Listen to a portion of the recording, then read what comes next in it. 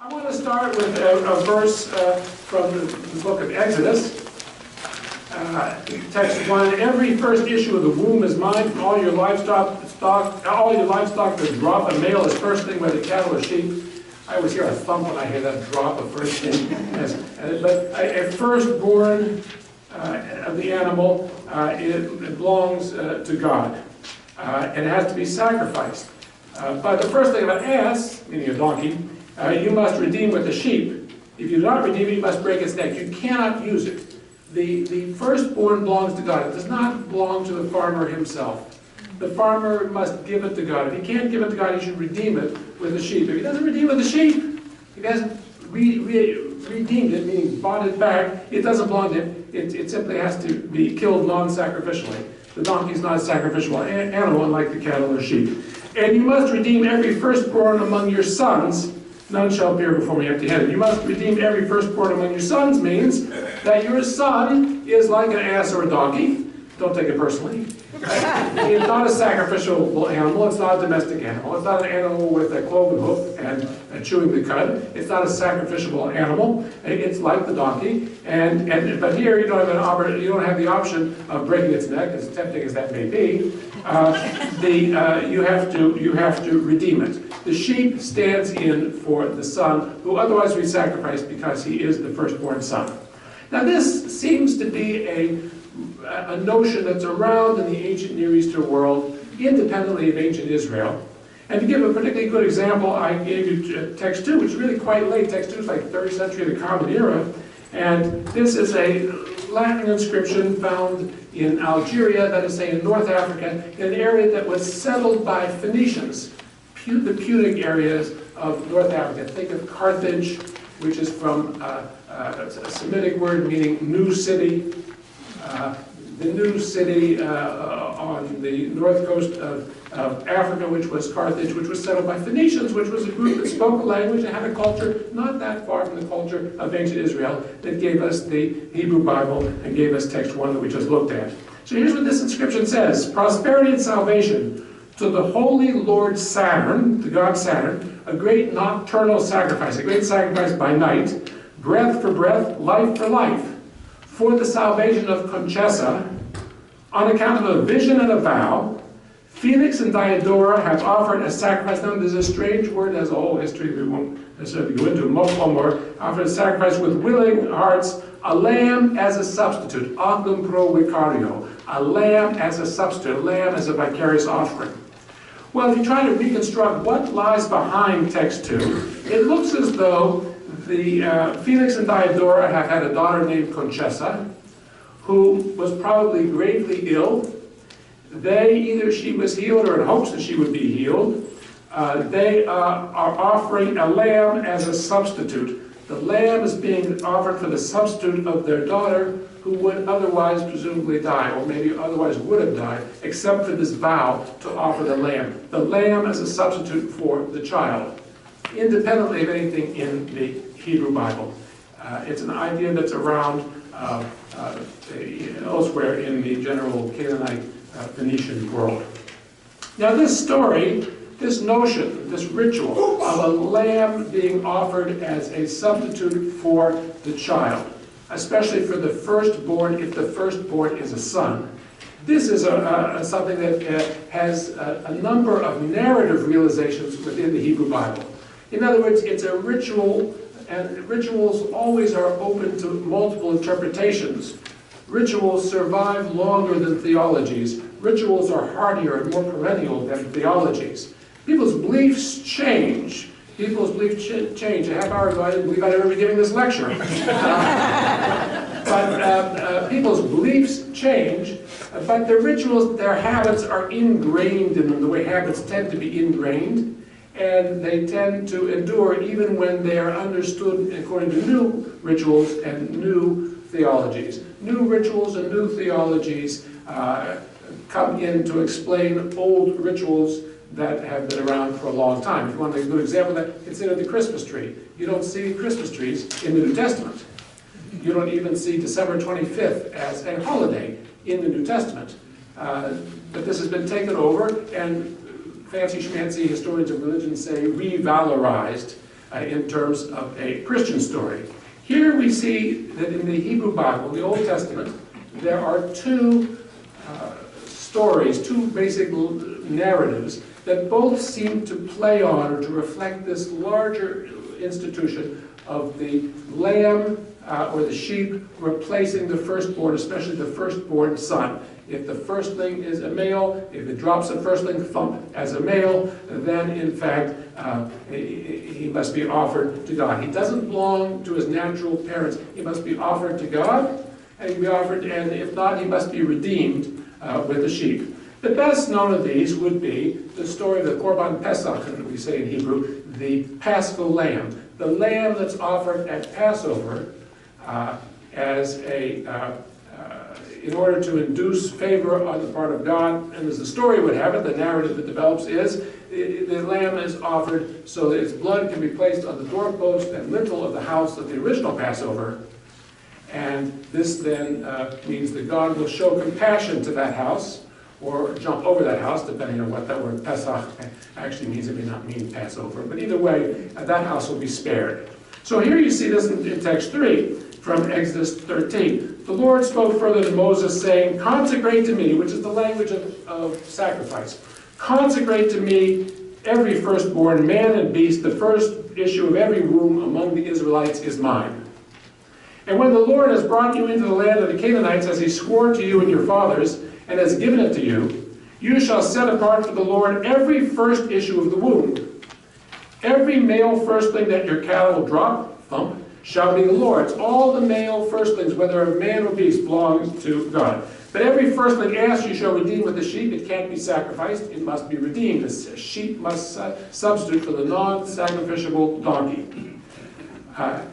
If you not redeem it, you must break its neck. All right, this sounds very much like the law we just saw in text 1, but look at the difference.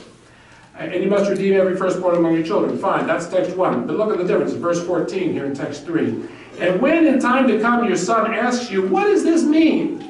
Which children sometimes do. They've been known to question religious rituals and to think that they don't make a lot of sense of what are you doing. And the truth of the matter is that ritual always has some aspect to it that's non-instrumental, that doesn't make practical sense. If it were instrumental and it made practical sense, you would never label it a ritual. You would say it has a certain purpose, that's why you're doing it. But when it doesn't quite make sense, it enters into that world of ritual, which then generates, I think rather naturally, questions, not just on the part of adolescents who may have a reason to question their parents, but on the part of everyone else as well. Rituals suggest, well, what is the story that goes with this? So when in time to come your son asks you, what does this mean? You shall say to him, it was with a mighty hand that the Lord brought us out of Egypt, the house of bondage. When Pharaoh stubbornly refused to let us go, the Lord slew every firstborn in the land of Egypt, the firstborn of both man and beast. Therefore I sacrifice to the Lord every first male issue of the womb, but redeem every firstborn among my sons. The old practice, larger than just ancient Israel, has now been reconceived and has been pressed into service in order to explain the Passover. This particular rite has come to be associated with Passover. The rite has now been colored by the Passover story, and the Passover story has now been colored by the rite in question, by the ritual in question. That's why we do it. All right, that's one narrative realization, one narrative form of that particular ritual. But in text 4, you see another one. This is the binding of Isaac. You may recall that in Genesis 22, God commands Abraham to sacrifice his son Isaac. And to make a long and very powerful story very short, Abraham is willing to do so, ties Isaac up over the altar, lifts up his butcher knife to slay him, to sever the jugular and the windpipe in one blow, and to sacrifice him, to offer him up as a whole law, a completely burnt offering, a total gift to God. But that very moment, an angel calls to Abraham from the heavens and says, Abraham, don't do it. Don't do it. I have made up my own little midrash, my own little interpretive story about that. I think at that very moment, as Abraham had the knife about to slay Isaac, his cell phone rang. He tied Isaac up over the altar, and at that very moment, his cell phone rang. He said, "Oh, Abraham." He said, and it was someone calling for Isaac. And he said, "Oh, I'm sorry, he's tied up at the moment."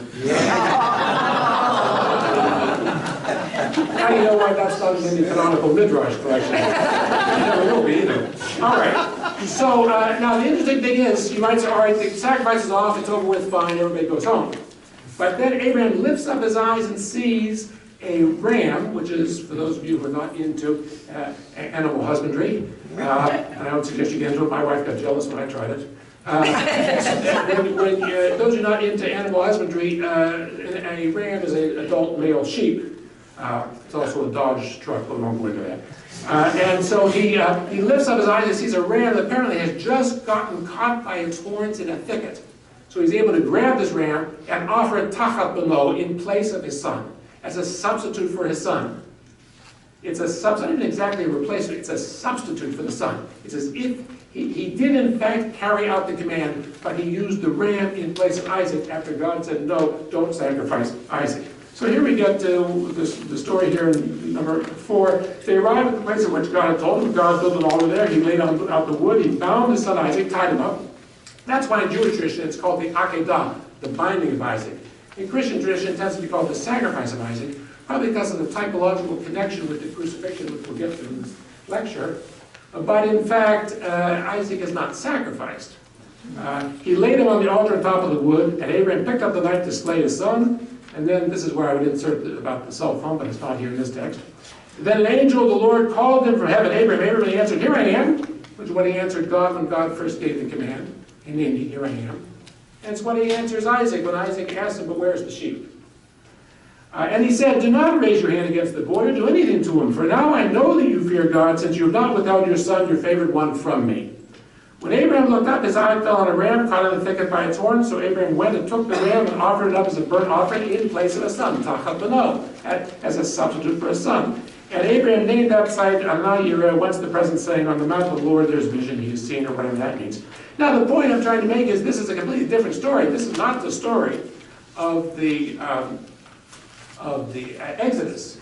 But you can see how it's another narrative with the same basic institution in mind, namely the substitution of the firstborn son, the substitution of a sheep for the firstborn son.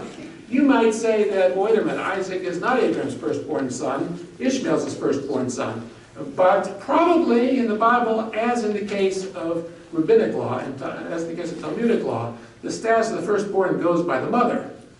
In other words, usually when women have given birth, they know it. Men may have children and have no idea that that's the case. And so, not in this congregation. So a man could have more than one firstborn son. You have firstborn sons by different mothers. That's part of the dynamic in the Joseph story, for example, where the chronological firstborn is from Leah, who is not his preferred wife, not the one he ever wanted to marry.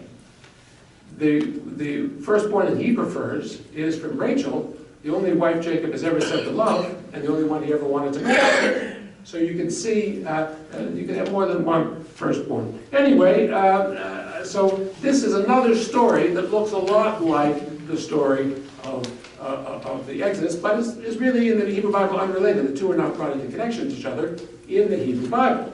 The same ritual seems to be given two different stories, both within this larger collection.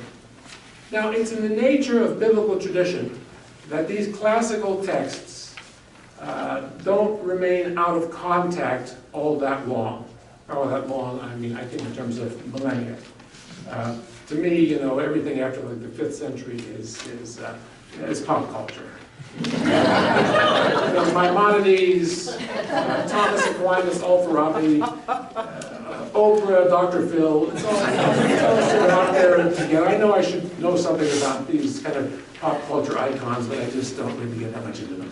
But eventually ideas, stories, rituals come into contact with each other. They tend to merge, they tend to be redacted, to be combined, to reflect on each other, especially if they're within the same sort of collection or thought of as part of the same foundational literature. So when we get to text 5, we're at a text called Jubilees, which is probably put together around the middle of the 2nd century BCE. And Jubilees is not part of any Jewish or Christian canon. Maybe it's part of the Abyssinian church canon. I'm not sure of that. It's not part of any Western Christian or any Jewish canon. It's not part of the Hebrew Bible. You won't find it in the Old Testament. But it's a book that's very, very important for understanding Judaism as it was in the 2nd century BCE. Now, some people call it a sectarian book. They say it was written by a particular sect. It certainly is a book that's rather angry with an establishment. And in that sense, you could call it sectarian. It has a particular calendar that it wants to push. Its calendar is purely solar. The calendar we know in Judaism, as it comes down over the centuries, is in fact a mixture of lunar and solar. Every first day of the month in the current Jewish calendar is a new moon. Every 14th or 15th of the month is a full moon. But there's a system of adjusting the years, a system of leap years. We add a 13th month every so often. So the holidays never become non-seasonal. They're always kept in line with the solar calendar. It's a mixture of lunar and solar in that sense. Whereas, for example, the Muslim calendar, as I understand it, is purely solar. It's supposed to be purely lunar, 354 days, so it falls back 11 days relative to the solar calendar. So Jubilees has its particular theology and its particular way of reckoning time. And it basically is a rewriting of Genesis 1 through Exodus 12, according to its own particular theology, its own particular interpretive traditions, and so on and so on. I hesitate to call it sectarian because in the 2nd century BCE, it's not clear to me what is the norm or what's the sect, what's the church or what's the sect. I always tell my classes the difference between Jews in Second Temple times and Jews today is in Second Temple times, Jews had a lot more sects than they have today. Here is how Jubilees is retelling the story of the Akedah. Here's how Jubilees is retelling the story of the binding of Isaac. It said, it came to pass in the 7th week in the first year of the first month. All right, that's its complicated system of reckoning time, according to its calendar. And that Jubilee, on the 12th of the month, okay, so the key thing is it's the first month, the 12th of the month. That's the key, only thing to remember. That words in heaven came concerning Abraham, that he was faithful in everything which was told him, and he loved the Lord and was faithful in all affliction. So, in the divine court, in the heavenly court, these very positive things about Abraham are being said. But then Prince Mastema, whose name means hostility, enmity, ill will. He's a kind of devil figure, he's a kind of prosecuting attorney, special prosecutor, U.S. attorney, something like that. He's raising questions. You think things are so good, I want to tell you, I have a reason to doubt this person. This needs to be investigated further. Don't declare him so innocent so quick. Don't declare him so righteous so quick. Prince Mastaba came and he said before God, behold, Abraham loves Isaac his son. We just heard he loves the Lord. Now he's told, well, he loves Isaac his son. And he's more pleased with him than anything. Tell him to offer him as a burnt offering upon the altar, and you'll see whether he'll do this thing. And you will know whether he's faithful in everything which you test him. This may sound familiar to you. It's the prologue to the book of Job, the first 2 chapters of Job, the basic theme of a righteous person who is the subject of an accusation in the divine court, and then must be put to the test to see whether in fact the accusation is valid or not. It's always paid off for him. If it's always paid off for him, how can you say he's righteous? How can you say he's virtuous when it's always paid off? He could just be like Pavlov's dogs, just trained to do the right thing. Does the name Pavlov ring any bells for you?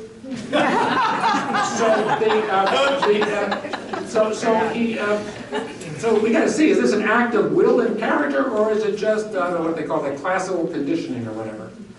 Okay. So, and Abraham went, and here's how the story continues, towards the end, and it happens, the story is retold just as it is in Genesis 22, and Abraham went to his young men, and they got up, and they went to Beersheba together, and Abraham dwelt by the well of the oath, which is how they're interpreting the name Beersheba, and he named it the feast of the Lord, according to the 7 days during which he went and returned in peace. And thus it is ordained and written in the heavenly tablets concerning Israel and his seed to observe this festival 7 days with festal joy. So let's just do the math here for a second.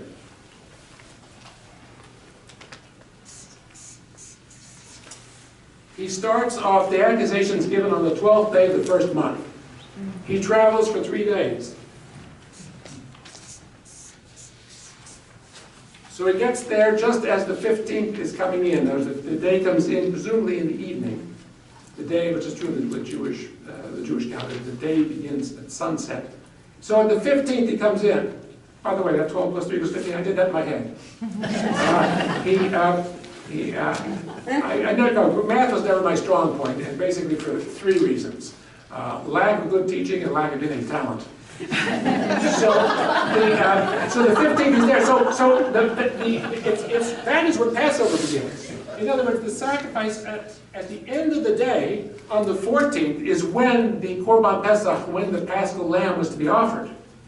So if you think about it for a minute, the first Paschal Lamb, the etiology, the explanation of origins of this rite of offering the Paschal Lamb in Jubilees is the Akedah. It's the binding of Isaac. Isaac is to be the first lamb. The ram that substitutes for Isaac is the first Paschal Lamb. There is, in a sense, Passover, that 7-day holiday of Passover, is being instituted, even before the Exodus. It's being instituted to commemorate the Akedah, the binding of Isaac. So in a sense, it's 2 things. It's the Exodus, obviously, but it's also the binding of Isaac. Those 2 different narratives about the same ritual have now merged in Jubilees to make one coherent narrative. In other words, we have the binding of Isaac, I call it the Akedah, the binding of Isaac. We have the Exodus from Egypt, and they've come together here about 150 BCE in the story of Abraham founding Passover. Personally, I wish I had lived in those days. I wish I had lived when Passover was being observed, but the Exodus hadn't happened yet, because you get to the food a lot quicker at the Passover banquet. all that business with telling the story for 2 or 3 hours, just drop that. You just read Genesis 22 and start eating. Much, much better. All right, now we get to text 6.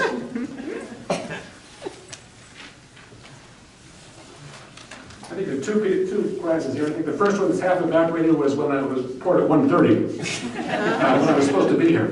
All right, now let's jump ahead. Now we jump ahead into a collection of Midrash. Midrash meaning rabbinic interpretation of biblical verses. Interpretation of biblical verses by Talmudic rabbis in the Roman period or in Babylonia, of the same period. This particular collection probably put together maybe in the 3rd century of the Common Era. But it contains older traditions. Take a look at what it says here in text 6. When this is quoting Exodus 12:13, which says, "When I see the blood, I will pass over you," or "When I see the blood, I'll be compassionate on you," or sparing to you. But we'll keep with this translation. "When I see the blood, I will pass over you." What are they talking about in Exodus 12? They're talking about the blood of the Paschal Lamb.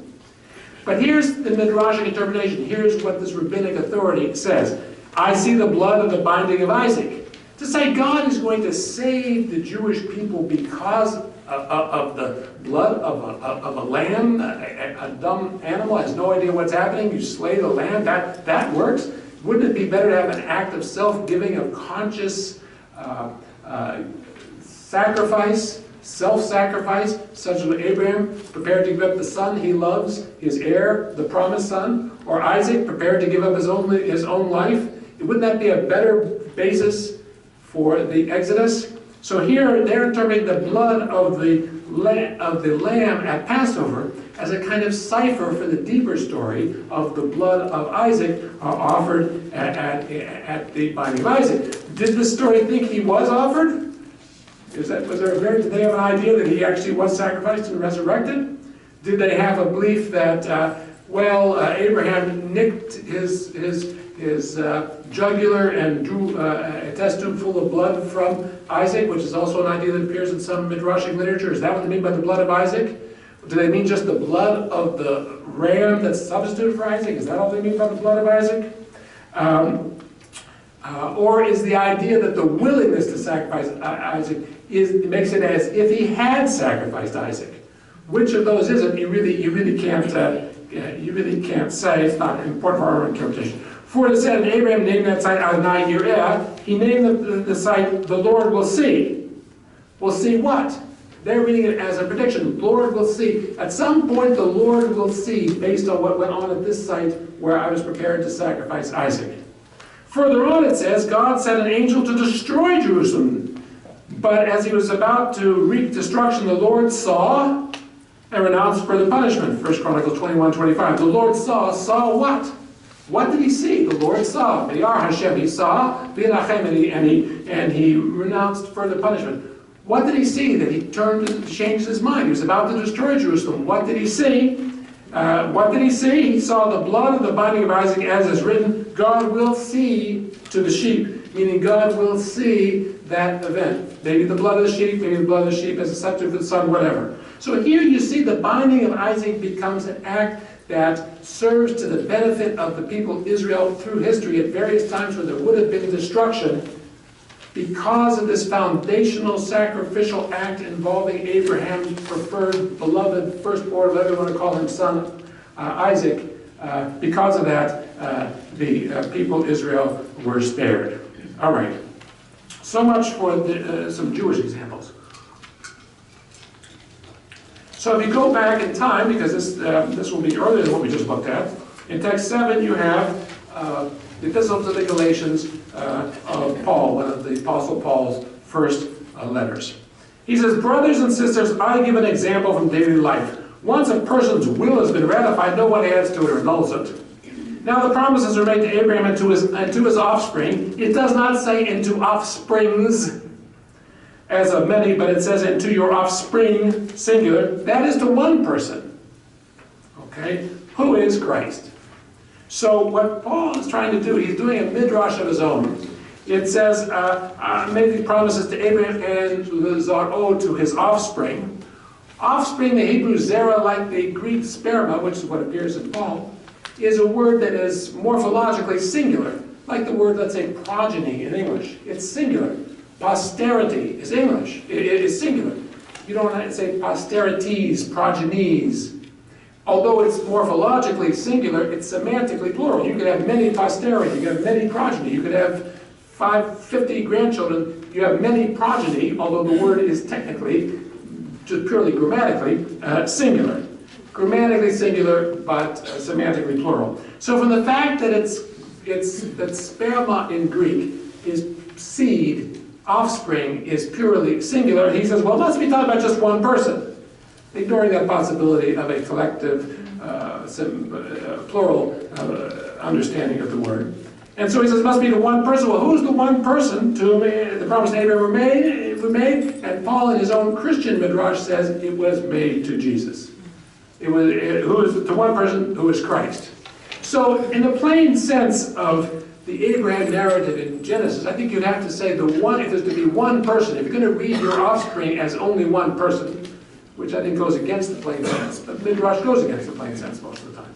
If it goes against the plain sense, what is who's the one person in Genesis? The one person in Genesis is Isaac. That's the promised son. That's the one who receives the brunt of the promise from God to Abraham. So here you might say, in Paul, in text 7, Jesus has become the new Isaac. You know, they say 60 is the new 40. Jesus is the new Isaac. That is to say, and Isaac isn't even mentioned. I wouldn't say Isaac typologically foreshadows Jesus here. I think it's stronger than that. Isaac is not mentioned. The promised son is Jesus. So all those train of associations which have been associated with Isaac, he's now going to try to transfer onto Jesus. Or here's another example. Look at text 8. Your boasting is not a good thing. Do you not? No, it's not a good idea to brag. Of course, in Ivy League education, no one does that. And no Bostonians have ever been known to boast. Do you not know that a little yeast leavens the whole batch of dough? Clean out the old yeast so that you may be a new batch as you really are unleavened. For our paschal lamb, Christ, has been sacrificed. Therefore let us celebrate the festival, not with the old yeast, the yeast of malice and evil, but with the unleavened bread of sincerity and truth. 1 Corinthians 5, 6-8. Now let me explain what the halachic background of this is, the background in Jewish law. Jewish law requires Jews to clear out all leavened products. We'll get a technical definition of what that is, but all leavened products before Passover. If the paschal lamb is going to be offered late in the afternoon of the 14th of the first month, then by some point in the morning of the 14th, 6, 7 hours, whatever, before that, all the leavened products better be cleaned out of the house. There's a principle in Jewish law that for something to be kosher for Passover, kosher on the Pesach, to be kosher for Passover, it can't have the slightest hint of leavened products in it. There's a principle in Jewish law that says meat and milk. Jews should not eat meat and milk together. So Jews should not eat, a hot dog and then have an ice cream cone, within a certain period of time, whatever, immediately afterwards. Unfortunately, I'm speaking here and not at Fenway Park. But let's assume the following. Let's assume you got a big vat of stew, meat stew on the oven. And little Billy, and you're carrying little Billy around while you're trying to make this, and little Billy's eating his ice cream cone, and one drop of the ice cream, which is milk, which is dairy, goes into this big vat of stew. Do you have to throw out the whole stew? No. After the fact, it was unintentional, it was after the fact, it already happened. The principle in the Talmud is if it's a volume of 1 to 60, if the amount of stew in there is more than 60 times the volume of that one drop, which obviously it is, all right, just let it go. Get little Billy away from there and let him eat his ice cream cone somewhere else, but you don't have to throw it out. But if it were Passover, if there were the slightest bit of leavening in that batch of dough, the tiniest microscopic amount, then in fact it's got to be thrown out. It's not kosher for Passover. A Jew would not eat it on Passover. So he's saying, do you not know a little yeast leavens the whole batch of dough? But what he's interpreting yeast as being is malice and evil. He's giving a kind of moral allegorical interpretation of a practical Jewish halakha, a practical Jewish practice.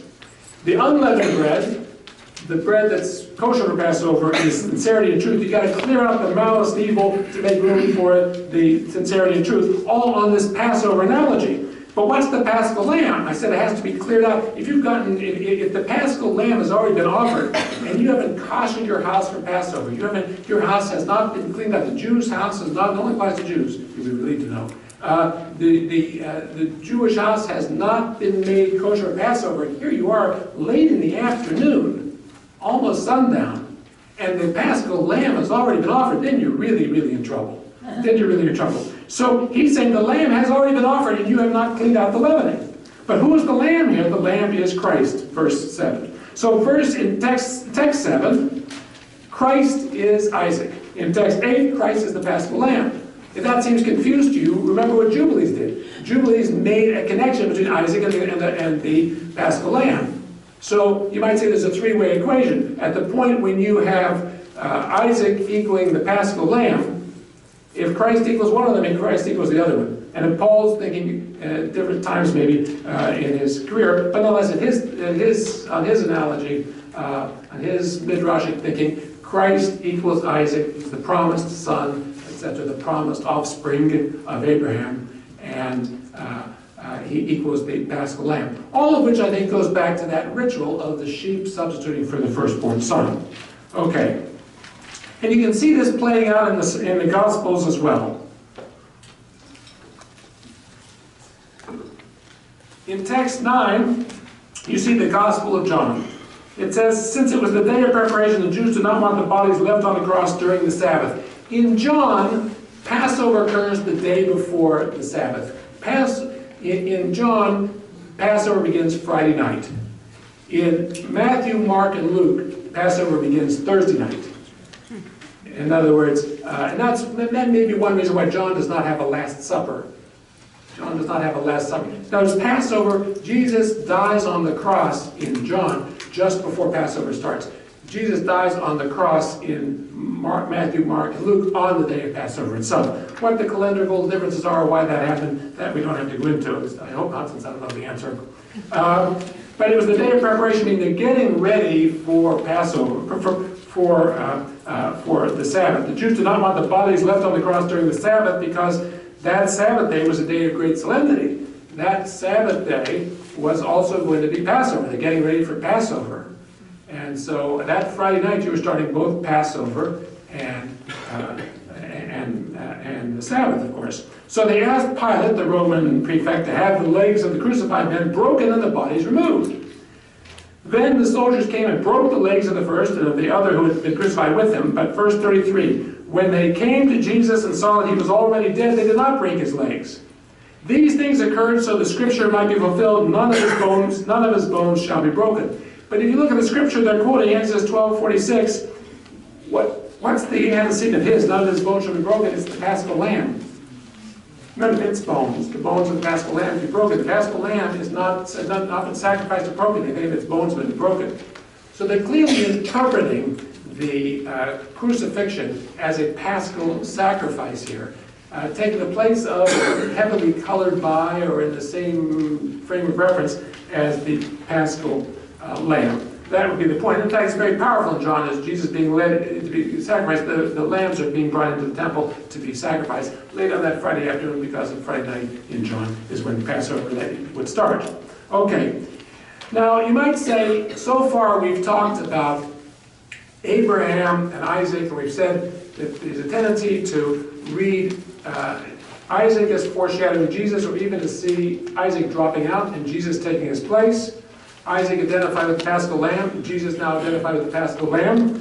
But if you do a kind of equation here, to go back to mathematics, well, if Abraham, you say if Abraham is to Isaac as X is to Jesus, you now see that in fact, if Jesus is thought of as the son, the promised son in the mode of Isaac, then you're going to be reconceiving God as a kind of Abraham figure.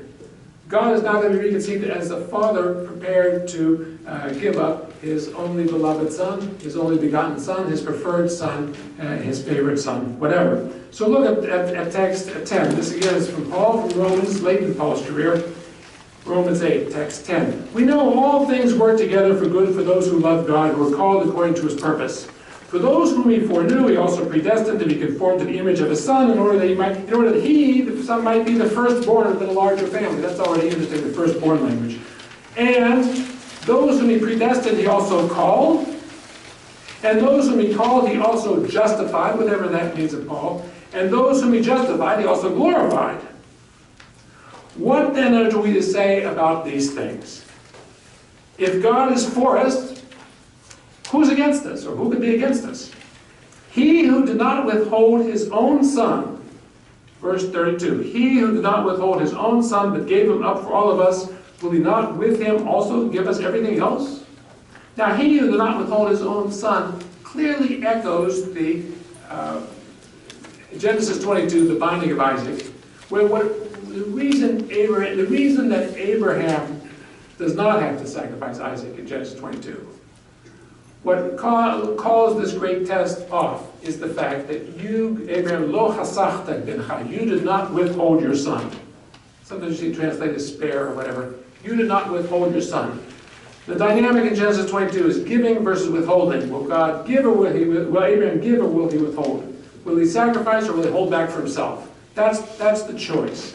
Here in Romans, God is being seen as an Abraham figure who did not withhold his son. And because he didn't withhold his son, all these other wonderful things will come. In Genesis 22, because Abraham did not withhold his son, because of that, all those promised to Abraham of great nation, of blessing, of land, etc., all those things will come about. In Genesis 22, that old promise to Abraham that began in Genesis 12 and seems to come as a bolt out of the blue in Genesis 12 with nothing that Abraham did to merit it. When you get to Genesis 22, the binding of Isaac, all that is made a consequence of the binding of Isaac. Abraham did do something that testifies to his own merit. It's not that he earned it through works righteousness or any of that stuff. It's just that God's grace now in Genesis 22 is not purely arbitrary. God's grace, it genuinely is grace. It's not arbitrariness. It didn't just come to an unworthy person, in which case it's going to come to any unworthy person. Instead, it came to Abraham, who demonstrated his worthiness through this great act of sacrifice, sacrificing the son for whom he waited for 25 years and on whom he staked his whole life, his beloved and favorite son, Isaac, his heir, Isaac. Here in Romans 8, this is the way they perceive God. God is now reconceived as a kind of Abraham figure, the way Jesus is reconceived as a kind of Isaac figure. And I think that this carries over into this famous verse, John 3:16. Probably right now someone at Fenway Park is holding up a sign saying John 3:16. I see that in football games. I don't actually go to football games, but when I turn up the TV when I'm searching for something better than a football game, which is not hard to find. Usually I'm looking for the Real Housewives of New Jersey or whatever. But as I do the Kardashians or whatever, but I see it as a football game. So I see someone holding up a sign, John 3:16, hoping someone will pull out their Bible or their iPhone or whatever and check that verse. I always wanted to go to a football game. That's not the end of the sentence. I always wanted to go to a football game and hold the sign, 2 Chronicles 16:23. Yeah. I have no idea what that is, but anyone reading that sign will know what it is, right? And then they'll be wondering, why did this guy hold this sign up like that? But this is this famous kind of missionary, text often used by Christian missionaries. For God so loved the world that he gave his only son. And that language of give, that is sacrificial in and of itself, by the way. So that everyone who believes in him may not perish but have eternal life. The key thing being that God gave the Son. Now, if God is going to make this sacrificial act of the Son, well, to whom is he going to sacrifice it? He can't be like Abraham sacrificing the Son to himself. Right? He can't sacrifice his Son to God. He is God. It's like I once heard it said about Henry Kissinger that he was the only person who called dial-a-prayer and asked if there were any messages. In other words, if you can't really sacrifice to God if you are God. That's not you have to take out one account and put in the other. Big deal. So here, God so loves the world that he gives up his only Son. He gives it up for the sake of the world. You see, but that is not so far from the idea in Genesis 22, in the binding of Isaac, that all of these great things that are promised relative to the people of Israel come about because of the foundational act of giving of Abraham, who gave rather than withholding his beloved son. Okay, now so far we've talked a great deal about Abraham, not as much about Isaac. And the truth is, when you read Genesis 22, it's hard to know how old Isaac is. I like to ask my students, how old is Isaac? Those who are still awake. And they, I get everything from 2 years old to 15 or 20. I get all kinds of, and then I ask them to justify it. Usually if you try to justify it, you really can't come up with a heck of a lot. I mean, he says, all right, Daddy, you've got the knife, you've got the fire, and you've got the wood. Where is the sheep to sacrifice? Well, I can imagine a very innocent, naive 3-year-old asking that. It's very poignant. I can imagine somebody 15 or 20 asking that, or an 8-year-old or 10-year-old asking that, and saying to him, look, I know the story. I know, you're not fooling this. I know, and I'm willing to go through with it. Is he an innocent child, in which case Abraham becomes something like an abusive father, right? Sacrificing his unknowing son. What type of thing is that? Or is he an adult who is a kind of martyr? What's a martyr? Somebody who prefers death rather than violating their fundamental beliefs and practices. Is he willing to give up his life for the sake of the mitzvah, of the command that came to God?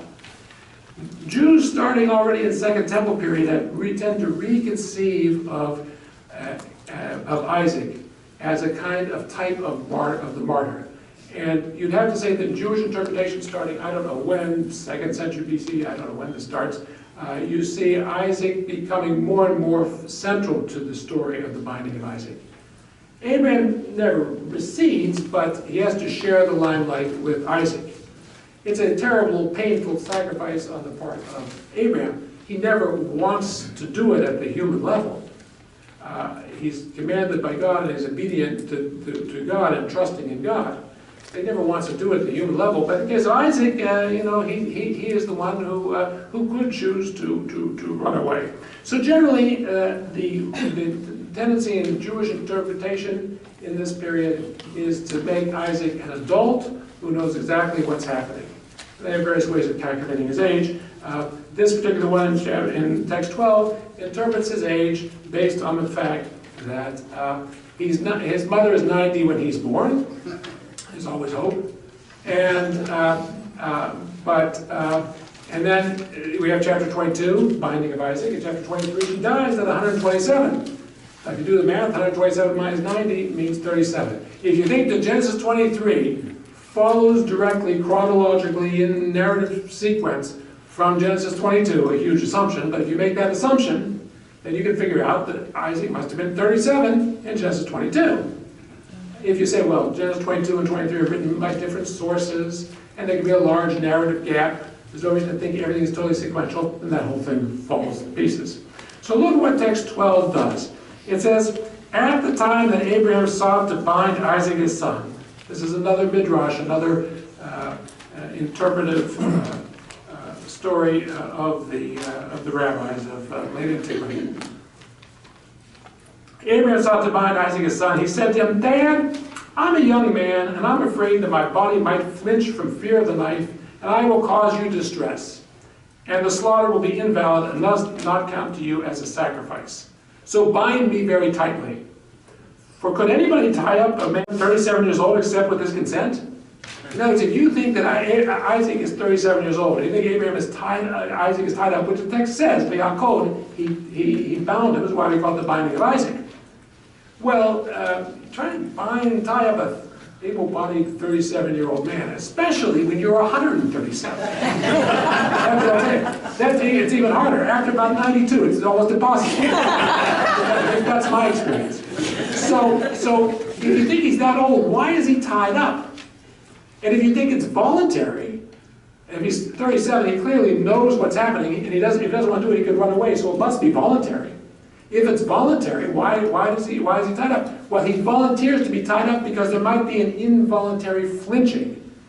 Most people you'll find, if you're lying, let's say, in bed, and someone comes in with a very sharp knife and holds it to your throat, you might have a little quiver or a little flinching. I did it in class years ago with this guy. Not with the knife. I asked him if I could, he held back his hair, and I took, all I had was my pen in my hand, and I put it to his throat, and he started flinching right there. I mean, more than I even expected. I said, imagine this were a knife. Look, it's just a pen, right? And the guy was already flinching. Of course, my students have a reputation. So here, the reason he's tied up is so he doesn't flinch. If he flinches, and the severing of the windpipe and the jugular is jagged, it's a mess, he's quivering, the whole thing is now completely made invalid as a sacrifice. It's not a proper, it's not a kosher sacrifice at that point. Well, that's the worst of all possible worlds. You're supposed to sacrifice your son is now dead, but guess what? The sacrifice didn't work. Right? That's the worst of all possible worlds. So here you have Isaac, the voluntary martyr, choosing to be bound up, because the binding would seem, the fact of binding, the tying up, would seem to be a kind of embarrassment to the claim that he was a voluntary participant, that he was a martyr. So here he asks to be tied up so that the act will go through. All right. Now we get to text 13. It was probably earlier. Certainly earlier than the Genesis Rabbah in text 12 we just read. This is from 4th Maccabees. 4th Maccabees is also not in any Jewish canon. It is sometimes canonical in the Eastern Orthodox Christian Church.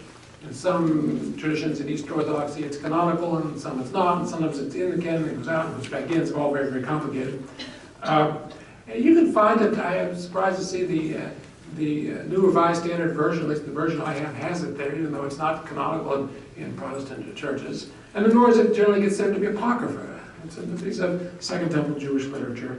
And it's all a meditation on the story of the high priest and the mother of 7 sons who are told to engage in a forbidden act, forbidden to Jews, by the Hellenistic king, the agents of the Hellenistic king Antiochus IV, about the time 167 BCE. This is what the Maccabees and the Jewish holiday of Hanukkah and so forth are all about. And they refuse to do it. They refuse to publicly, as Jewish law requires, they refuse publicly to desecrate and renounce their religion, to do an act that is in violation of their religion. So the mother sees each of her 7 sons put to death. And even getting to the youngest one, who's put to supposedly 2.5 years old. The whole thing, the text is written in Greek, and it's very eloquent, philosophical, fluent philosophical Greek. The whole thing is the story itself appears in 2nd Maccabees 6 through 7, but then 4th Maccabees is a kind of extended philosophical disquisition on this highly moving story and why people would be prepared to give up their lives rather than desecrate their faith or violate a commandment from God in public. So I just want you to look at the way they reason here in text 13. We're talking about these brothers, the 7 sons of the woman. Well, one said, "Courage, brother," another said, "Bear up nobly." And another reminded them, "Remember whence you came, and the father by whose hand Isaac submitted to being slain for the sake of religion," they say, for the sake of piety, for the sake of devotion. Now don't forget, you are descended from Abraham and Isaac. Don't forget the father Isaac, and don't forget the father Abraham, and don't forget the son Isaac who submitted. Notice Isaac here is a martyr. Isaac is a type of what they're supposed to be, who submitted to being slain. Verse 13, each one of them and all of them together looking at one another, cheerful and undaunted, said, "Let us with all our hearts consecrate ourselves to God who gave us our lives, and let us use our bodies as a bulwark for the law, a bulwark for the Torah, a bulwark for Jewish practice. Let us not fear him who thinks he's killing us.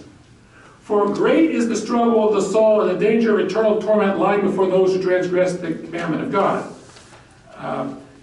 He thinks he's killing us. He's really not. Verse 16, "Therefore let us put on the full armor of self-control, which is divine reason." Here you see this kind of Stoic terminology being used by a Jewish source to understand the phenomenon of martyrdom. Verse 17, "For if we so die, Abraham and Isaac and Jacob, the 3 patriarchs, will welcome us, and all the fathers will praise us." Abraham, Isaac, and Jacob are somewhere, you can call it heaven. If we die nobly and keep faith, they will in fact welcome us. And all the fathers, all the ancestors, wherever they are, will praise us. Those who were left behind said to each of the brothers who were being dragged away, "Do not put us to shame, brother, or betray the brothers who died before us." So you can see here something coming in that has been around for a couple of centuries, probably by the time 4th Maccabees is written. An expectation, maybe, probably in 4th Maccabees, of immortality of the soul. They think they're killing us. They're really not killing us. And those who transgress the commands, they, in fact, have a great struggle of the soul and danger of torment lying before them. Those who transgress the commands at some point in the future, maybe after death, experience great torment. But those who put to death the faithful, they experience torment. They think they're killing them, they're not. I think here we're talking about immortality of the soul. Immortality of the soul means there is some aspect of the human person that can become immortal. Either is by nature, or in this text, can become immortal. It can become impervious, invulnerable to death, if in fact the person acts appropriately. They can transcend death through their virtue, through their fidelity, their faithfulness, and their consistency and constancy in practice. If, on the other hand, but there's something else that you see also in Second Temple and Rabbinic Judaism, and it continues to this day in Judaism, though people often don't know it. Probably most Jews don't know it, for reasons I can go into. But that's what would be called resurrection of the dead. Tchiyat HaMetim in Hebrew, resurrection of the dead. The traditional Jewish liturgy, as it appears in Orthodox synagogues to this day, says at least 3 times a day about God that He's Mechayeh Metim. He's one who brings the dead to life. Resurrection of the dead means death is real. Whether there's some soul that endures and something, sorry, maybe yes, maybe no, but that's not what resurrection is about. What resurrection is about is the reconstitution of the full person, which is to say body and soul, the physical and the non-physical, the visible and the invisible parts of the person come back from the dead. That they actually return from the dead. It's a miracle performed by God, reconstituting a dead person. If you want to define resurrection of the dead in its simplest form, it's the reanimation of a corpse. Now you say, well, that's impossible. When you're dead, you're dead. I actually even know what I want people to say at my funeral, by the way. Which I thought might happen here in traffic on Newbury Street before I had a chance to tell you this. I want people at my funeral to say, hey, look, he's moving.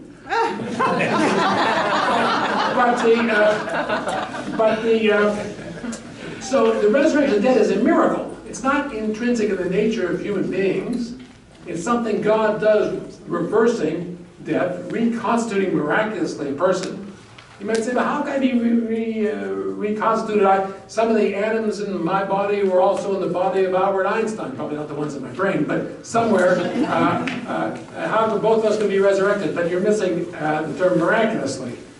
Naturally, it ain't going to happen. Miraculously, there's an expectation of the miraculous resurrection of the dead. That is what, in fact, was a very fundamental conviction of Jews in certain Jews in late Second Temple times, especially the Pharisees.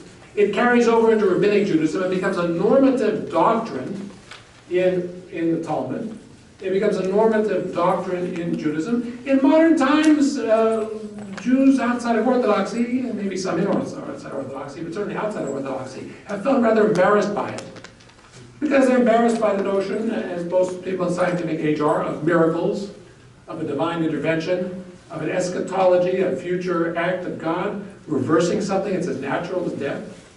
And so even the liturgy where it says Mechayei Metim, it's often been changed in liberal prayer books, so as to say something like Mechayei Hakol, God keeps everything alive.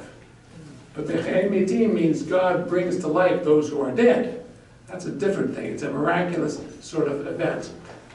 As time goes on in the Middle Ages, we even have the story of Isaac and the Akedah as brought as evidence for the resurrection of the dead. That is to say, the story even appears that Isaac was in fact sacrificed, and which is why at the end of Genesis 22, when Abraham returns from the mountain, Abraham goes down and joins his two boys, and they went back to Beersheba. Everything's great. There's only one problem. That text, Genesis 22:19, never mentions Isaac. I think that has another more obvious explanation, but there were Jews in the early Middle Ages or later in the Middle Ages also who saw in that evidence that Isaac was sacrificed. And why is he around? 2 chapters later, he's around because he's resurrected from the dead. So that the Akedah, the binding of Isaac, becomes a type of the resurrection of the dead. Is that Christian influence? Is that the Good Friday Easter pattern influencing Judaism? Or is that something that had been Judaism all along and had something to do with the Good Friday Easter pattern as it appears in Christianity? That's a very interesting and unsolvable question. But the resurrection of the dead becomes a very central doctrine in Judaism, and it is sometimes connected to these very points about the binding of Isaac and the unbinding of Isaac, the origins of Passover, which is coming upon us this a week from tomorrow night, and the whole story of, in Christian discourse, the whole story of Good Friday and Easter. Thank you very much. I will be happy to entertain questions. I won't answer them, but I'll entertain them. I always entertain questions, but I almost never give a serious answer. Is there somebody up here, sir? Yes. Ralph Cole. The concept that Isaac could have been, perhaps was, a man as old as 37 years old, and I find paragraph 12 very, very noble, very courageous, very brave. I know the thought of Isaac in that manner, particularly when he deals with the very human emotion of flinching with the knife, and therefore doesn't want to blow it, doesn't want his father's sacrifice to be invalid. I have no question, it's just a comment. I had never considered that perspective and find it fascinating. Right. Well, thank you very much. I think one of the things that brings about this emphasis in rabbinic tradition upon Abraham, upon Isaac being a full adult who's a conscious participant is, of course, this phenomenon of martyrdom. In other words, he becomes a model for people to follow, but also a kind of Greco-Roman contempt for the institution of child sacrifice. The fact that the Carthaginians were doing child sacrifice, well, even as late as text 2, which is 3rd century of the Common Era, it's still going on. The early Christian writer Tertullian, writing in Latin in the late 2nd century, early 3rd century of the Common Era, says that those Carthaginians, they still do child sacrifice in occulto, secretly. And Greeks and Romans, although they have traditions of this in their own foundational literature too, they are shocked and horrified. So the Jews don't want to present themselves, well, you know, our founder is, our father, he was a guy who's going around going to butcher his infant son, right? That's not going to go over very great. They themselves probably had a problem with it. So the extent to which it can be reconceived along the lines of this kind of stoic, noble death on the part of a person who would rather die, as in the case of Romans, you know, Roman culture, celebrating people who died for their country, people who would die rather than submit to a tyrant, who would die rather than surrender to the enemy, die rather than renounce their principles. That became very useful to Jews and Christians in this antiquity. Other questions?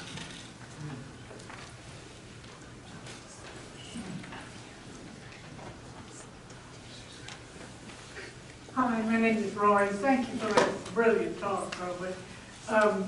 I'm curious about what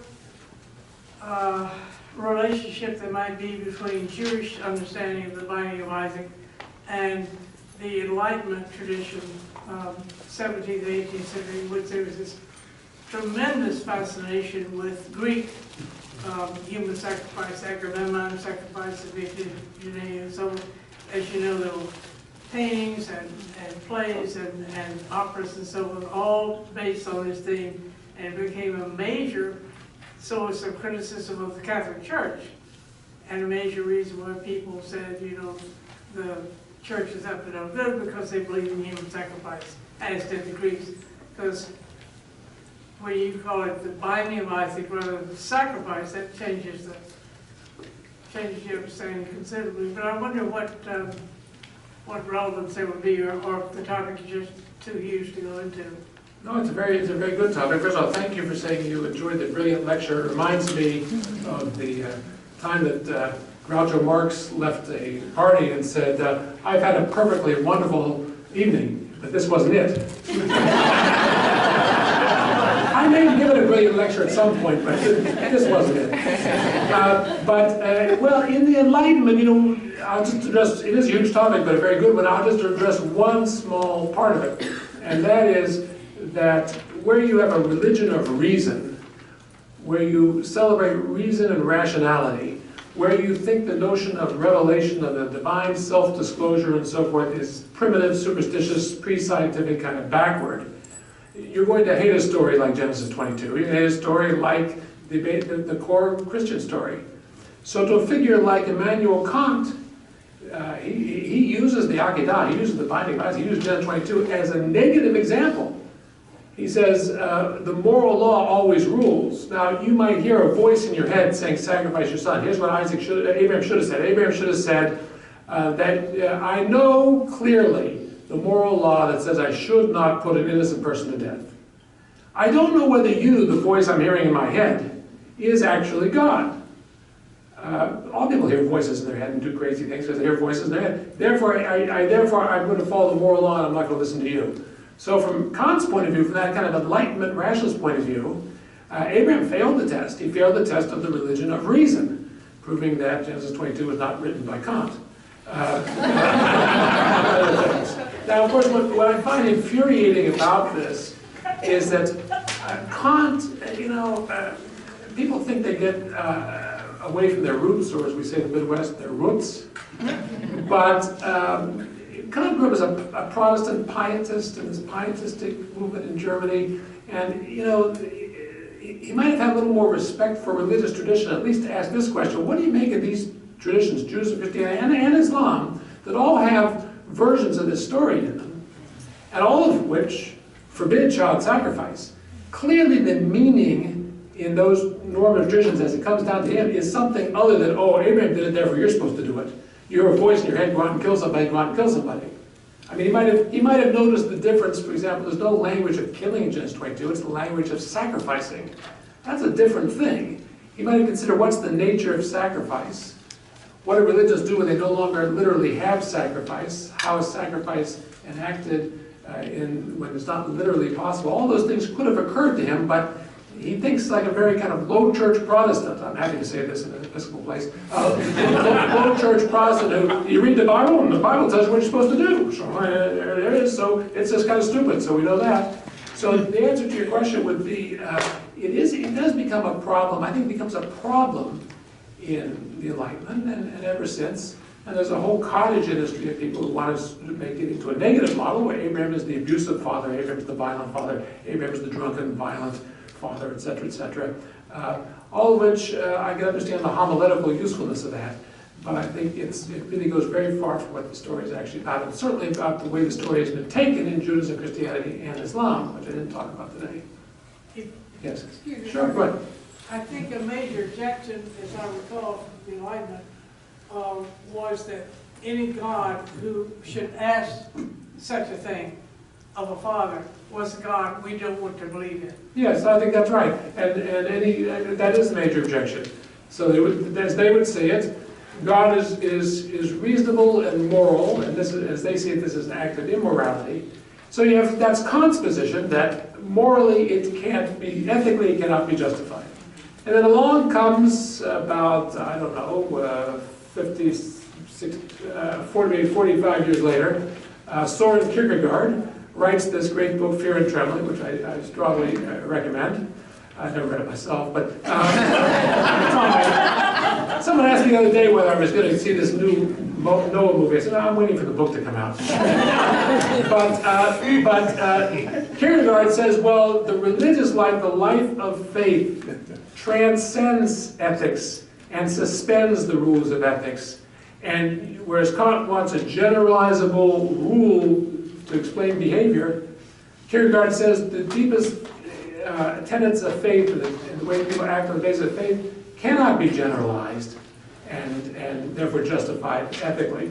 I think that the problem with Kierkegaard is he buys into Kant's presupposition that the whole discourse is supposed to be ethics. So either you think it's not ethical like Kant, or you think it's not ethical like Kierkegaard, who says it's not ethical because there's something higher than ethics. I actually don't think Genesis 22 is about ethics. I don't think Genesis 22 is thought of as a person tested as to whether he will do an immoral act or not because God commands it. I think the whole phenomenon of sacrifice is in a whole different framework from that question. But it's certainly true that becomes the dominant question in the Enlightenment, and to this day, that's how many people see Genesis 22. Other questions?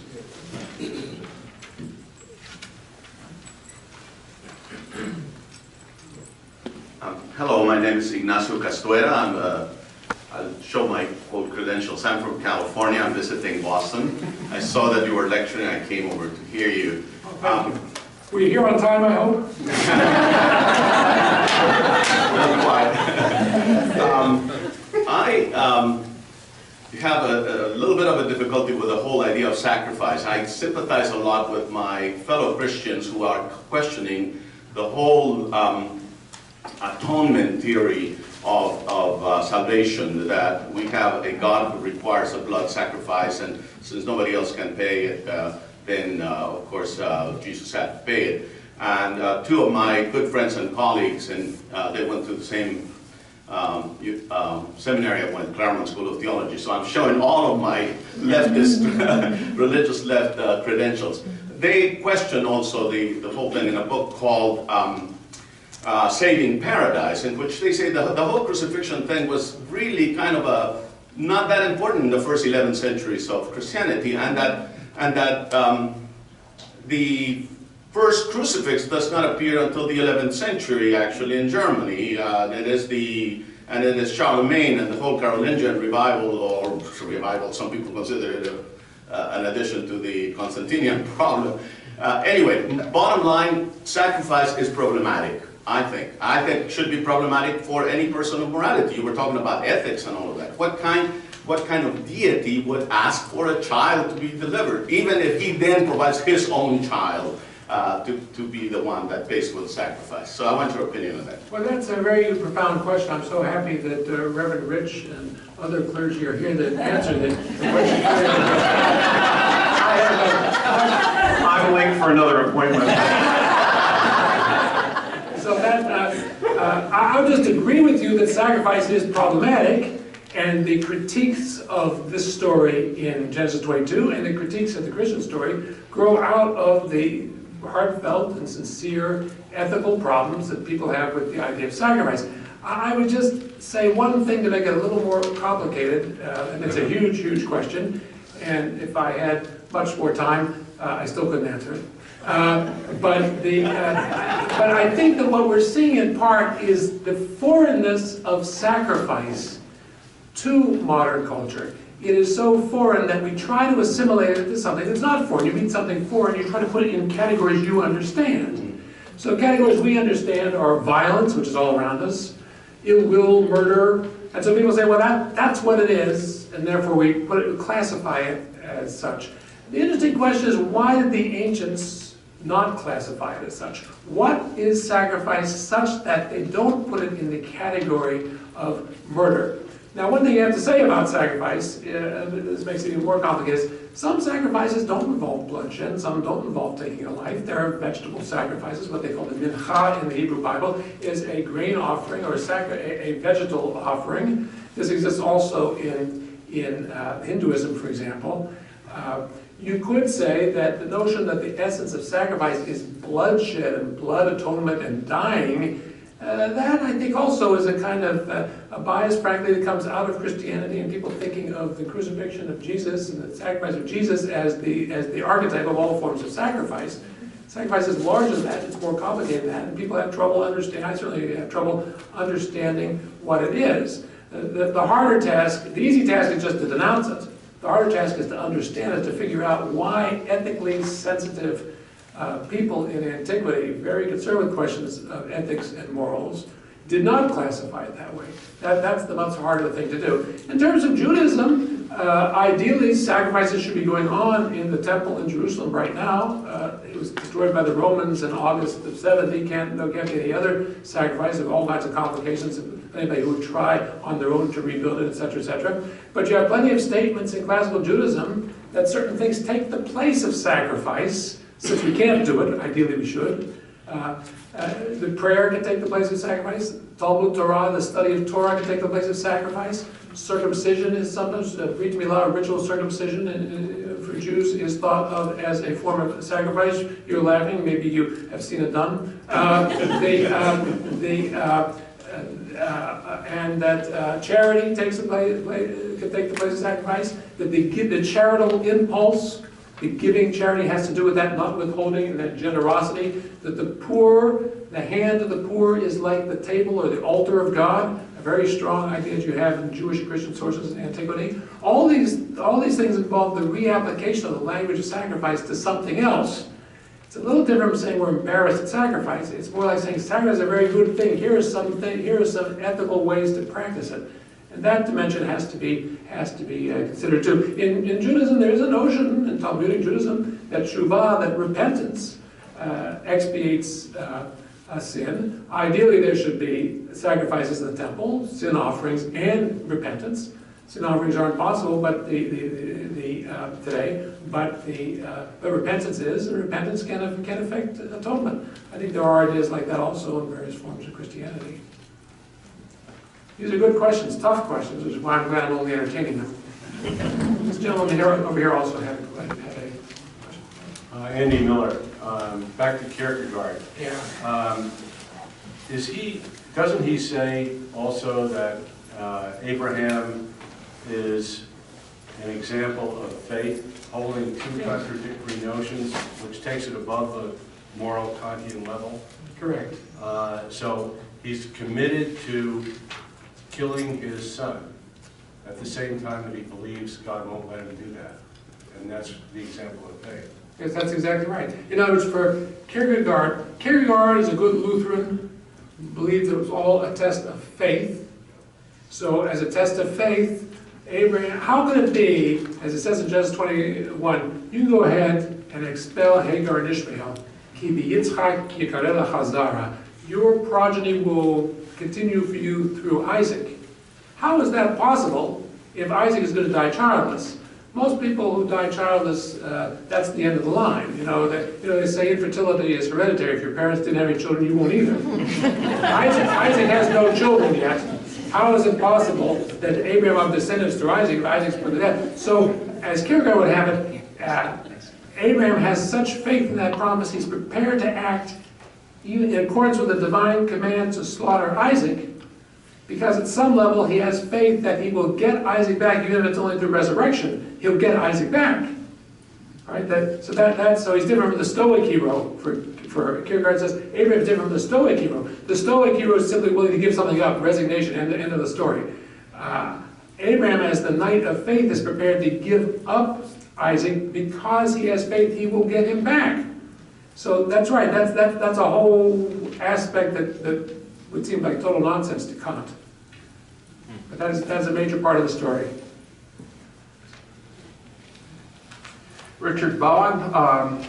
I majored in history rather than philosophy, so I came up with a different interpretation. Bill Rich talked about this story 1 or 2 months ago, and I approached it by saying that the Yahwists were in competition, that child sacrifice and human sacrifice was ordinary and normal, practiced by the Phoenicians and other groups in Palestine at that point in time.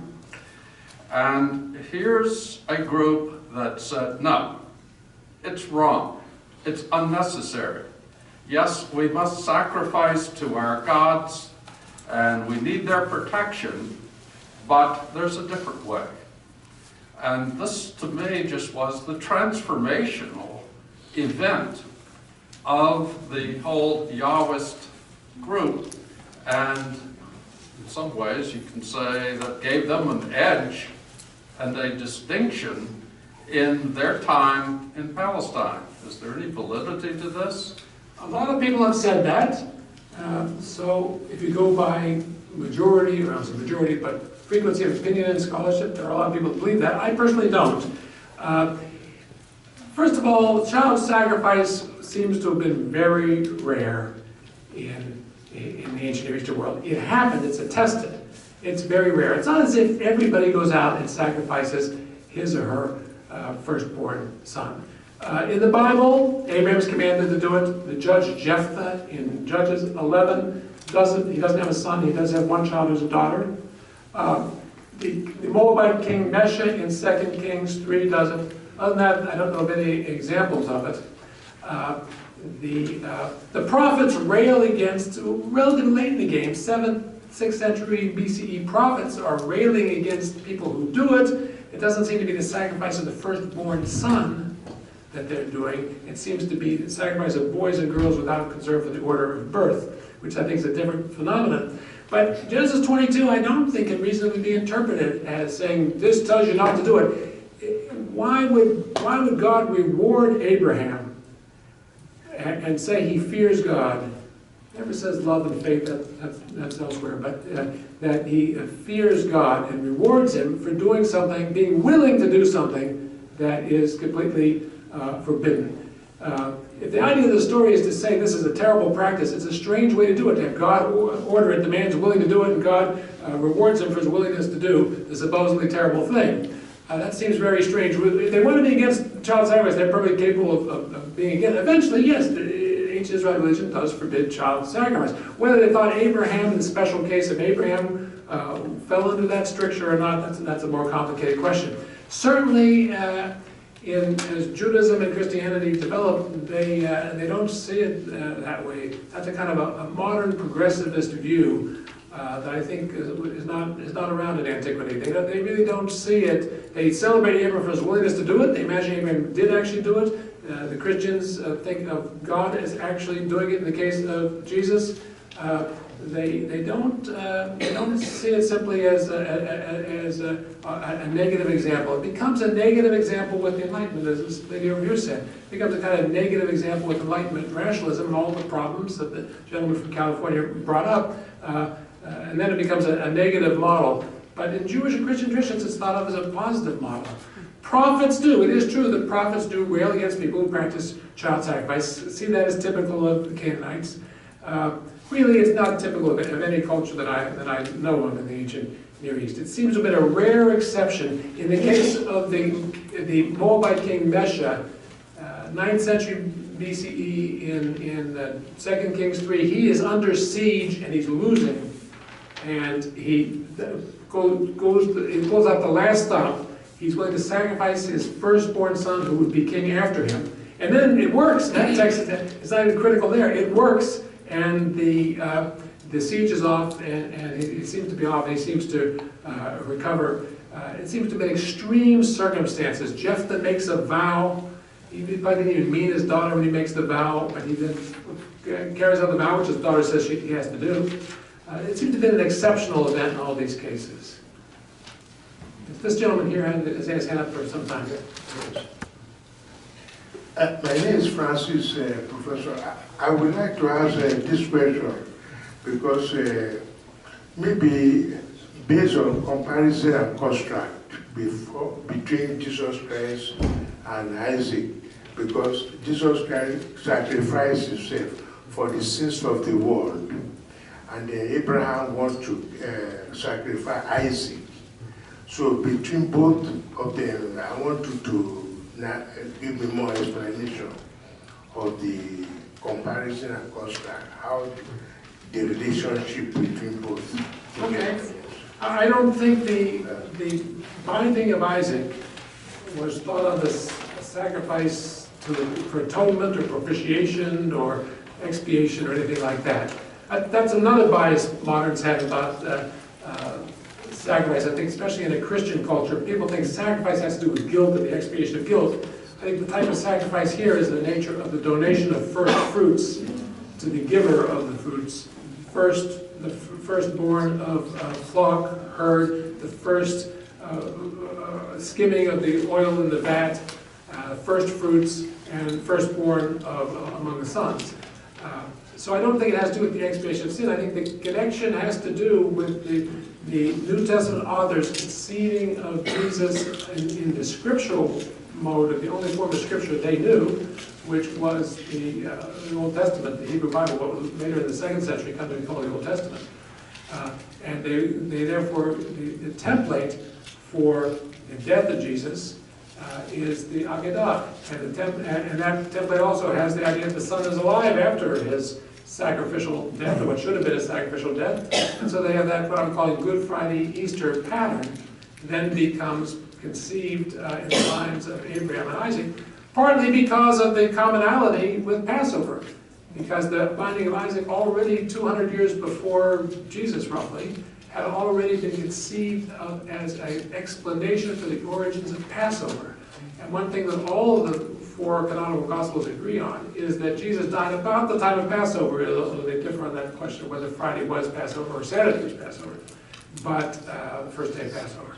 So given that paschal connection, that further drew the identification, the typological identification of Jesus with Isaac, and then eventually of God with Abraham.